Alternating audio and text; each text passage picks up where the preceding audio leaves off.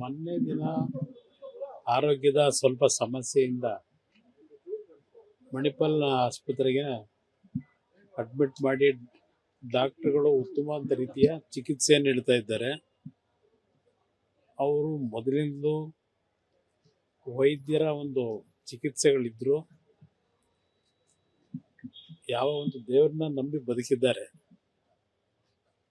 ಆ ದೇವರೇ ಅವರಿಗೆ ಎಲ್ಲ ರೀತಿ ಮತ್ತೆ ಪುನಃ ಇಂಥ ಒಂದು ಆರೋಗ್ಯದ ಸಮಸ್ಯೆಯಿಂದ ಹೊರಗೆ ಬರ್ತಕ್ಕಂಥ ಶಕ್ತಿ ಅವ್ರು ನಂಬಿರ್ತಕ್ಕಂಥ ದೇವರು ಕೊಟ್ಕೊಂಡು ಬಂದಿದ್ದಾನೆ.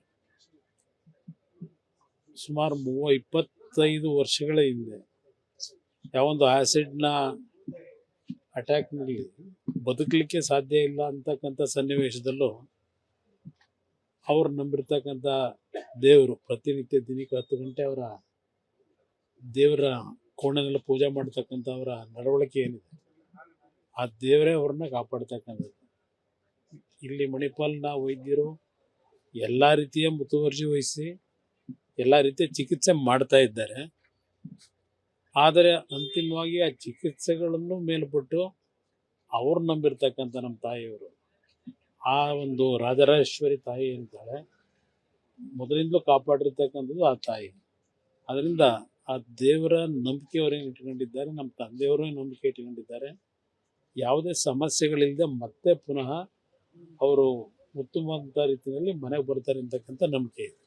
ಮೊನ್ನೆ ದಿನ ಆರೋಗ್ಯದ ಸ್ವಲ್ಪ ಸಮಸ್ಯೆಯಿಂದ ಮಣಿಪಾಲ್ ಆಸ್ಪತ್ರೆಗೆ ಅಡ್ಮಿಟ್ ಮಾಡಿ ಡಾಕ್ಟರ್ಗಳು ಉತ್ತಮವಾದ ರೀತಿಯ ಚಿಕಿತ್ಸೆಯನ್ನು ನೀಡ್ತಾ ಇದ್ದಾರೆ.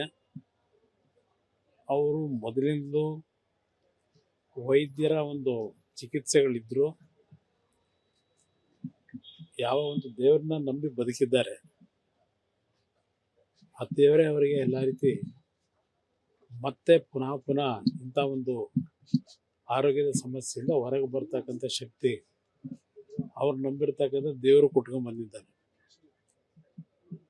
ಸುಮಾರು 25 ವರ್ಷಗಳ ಹಿಂದೆ ಯಾವೊಂದು ಆಸಿಡ್ನ ಅಟ್ಯಾಕ್ನಲ್ಲಿ ಬದುಕಲಿಕ್ಕೆ ಸಾಧ್ಯ ಇಲ್ಲ ಅಂತಕ್ಕಂಥ ಸನ್ನಿವೇಶದಲ್ಲೂ ಅವ್ರು ನಂಬಿರ್ತಕ್ಕಂಥ ದೇವರು ಪ್ರತಿನಿತ್ಯ ದಿನಕ್ಕೆ 10 ಗಂಟೆ ಅವರ ದೇವರ ಕೋಣೆನೆಲ್ಲ ಪೂಜೆ ಮಾಡ್ತಕ್ಕಂಥ ಅವರ ನಡವಳಿಕೆ ಏನಿದೆ, ಆ ದೇವರೇ ಅವ್ರನ್ನ ಕಾಪಾಡ್ತಕ್ಕಂಥದ್ದು.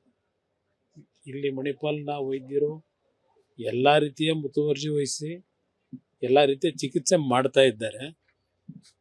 ಆದರೆ ಅಂತಿಮವಾಗಿ ಆ ಚಿಕಿತ್ಸೆಗಳನ್ನು ಮೇಲ್ಪಟ್ಟು ಅವ್ರು ನಂಬಿರ್ತಕ್ಕಂಥ ನಮ್ಮ ತಾಯಿಯವರು, ಆ ಒಂದು ರಾಜರಾಜೇಶ್ವರಿ ತಾಯಿ ಏನಿದ್ದಾಳೆ, ಮೊದಲಿಂದಲೂ ಕಾಪಾಡಿರ್ತಕ್ಕಂಥದ್ದು ಆ ತಾಯಿ.